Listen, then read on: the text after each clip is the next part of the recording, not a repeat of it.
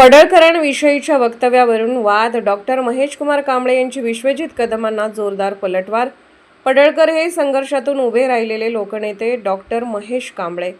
सांगली जिल्ह्यात राजकीय वातावरण तापले असून गोपीचंद पडळकर यांच्याबाबत केलेल्या वक्तव्यावरून वाद निर्माण झाला आहे. विश्वजित कदम यांनी पडळकरांविषयी केलेल्या विधानावर आंबेडकरी चळवळीचे नेते डॉक्टर महेश कुमार कांबळे यांनी तीव्र प्रतिक्रिया व्यक्त केली आहे. कदम यांनी पडळकर यांची तुलना डोनाल्ड ट्रम्प यांच्या स्तराशी करत केलेल्या वक्तव्यामुळे कांबळे यांनी नाराजी व्यक्त करत पडळकर हे संघर्ष, चळवळ आणि कष्टातून उभे राहिलेले नेते आहेत. त्यांच्या राजकीय स्तरावर बोलण्याआधी स्वतःची राजकीय उंची तपासावी असा टोला लगावला. कांबळे पुढे म्हणाले की पडळकर हे महाराष्ट्रातील बहुजन समाजाचे लोकनेते असून जनतेच्या गळ्यातील ताईत बनले आहेत. एका सामान्य कुटुंबातून संघर्ष करत ते पुढे आले, तर काही नेते राजकीय वारशावर पुढे आलेले आहेत.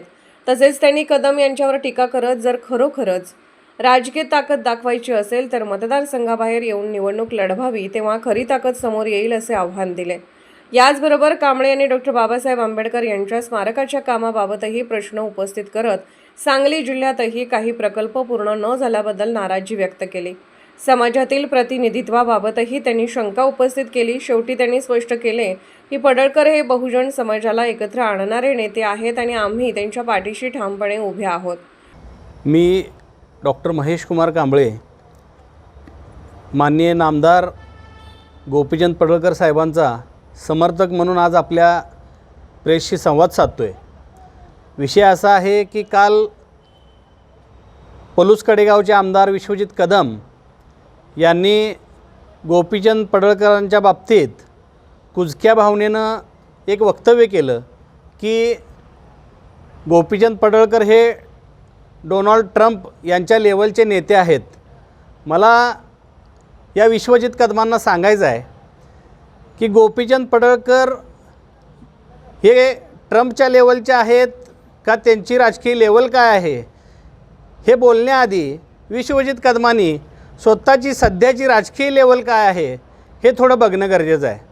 ह्याचं कारण असं की विश्वजित कदम सोन्याचा चमचा घेऊन तोंडात जन्माला आलेले आहेत, पण गोपीचंद पडळकर हे नेतृत्व संघर्षातून, चळवळीतून आणि कष्टातून उभं राहिलेलं आहे. आज महाराष्ट्रातील बहुजन समाजाचा लोकनेता म्हणून, सर्व बहुजन समाजाच्या गळ्यातलं ताईत म्हणून आज गोपीचंद पडळकर साहेबांना ओळखलं जातं आहे. हीच गोष्ट विश्वजित कदमसारखी काही लोक मान्य करायला तयार नाही आहेत. एक धनगर समाजातला मुलगा पाठीशी कोणीही नसताना संघर्षातनं आज आमच्या बरोबरीनं आम्हाला ओव्हरटेक करून आम्हाला फाईट करतो आहे, ही गोष्ट कुठंतरी ह्या विश्वजित कदमसारख्या लोकांना खूपच असावी. मला एवढंच सांगायचं आहे की विश्वजित कदमांचं स्वतःचं कर्तृत्व काय आहे.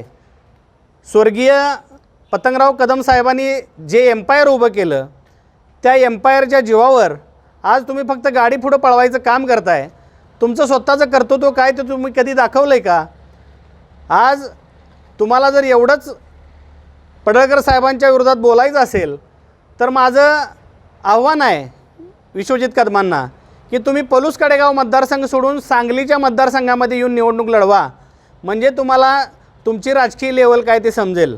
आणि महत्त्वाचं म्हणजे मला सांगायचं आहे की या पलूस कडेगावचे ज्येष्ठ नेते नामदार मोहनराव कदम यांना आणि त्यांच्या सर्व संबंधित पाहुण्यांना किंवा त्यांच्या कुटुंबातील महत्त्वाच्या लोकांना बाजूला सारून तुम्ही तुमचं अस्तित्व राजकारणातलं दाखवून द्या, म्हणजे मग तुम्हाला ही जनता मानेल.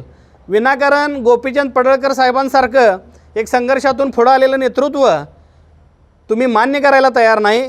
तुम्ही विनाकारण कुठल्या ना कुठल्या गोष्टीतून, कुजक्या भावनेतून टीका करण्याचा प्रयत्न करताय. पण मला सांगायचं आहे की गोपीचंद पडळकर हे डोनाल्ड ट्रम्पच्या लेवलचे महाराष्ट्राचे नेते आहेतच, हे तुम्हाला मान्यच करावं लागेल. दुसरा विषय असा की विश्वजित कदमांच्या मतदारसंघामध्ये भारतरत्न डॉक्टर बाबासाहेब आंबेडकरांच्या अस्थी या अंकलकोपमध्ये आहेत. तर या विश्वजित कदमांना बाबासाहेब आंबेडकरांच्यावर राग आहे किंवा बाबासाहेब आंबेडकरांना ते मानत नाहीत का, अशा पद्धतीचा प्रश्न आज माझ्यासारख्या आंबेडकरी चळवळीतल्या कार्यकर्त्याच्या मनात उभा राहिला आहे. कारण जिथं बाबासाहेबांच्या अस्थी आहेत, सांगली जिल्ह्यात 2 ठिकाणी आहेत, एक आर्गेमध्ये आहे आणि एक अंकलकोपमध्ये आहे. आर्गेमध्ये अभिवादन भूमीचं काम पूर्ण झालं, पण अंकलकोपमध्ये बाबासाहेबांच्या स्मारकाचं काम आजपर्यंत का होऊ शकलं नाही? ह्याला यांच्या डोक्यातला जातीवादी किडा आहे का? अशा पद्धतीची संशयास्पद भूमिका आज आम्हाला वाटू लागलेली आहे. त्याचबरोबर या सांगली जिल्हा परिषदेच्या झालेल्या निवडणुकीमध्ये महाविकास आघाडीच्या माध्यमातून 4 महार बौद्ध समाजाचे जिल्हा परिषद सदस्य निवडून आलेले आहेत.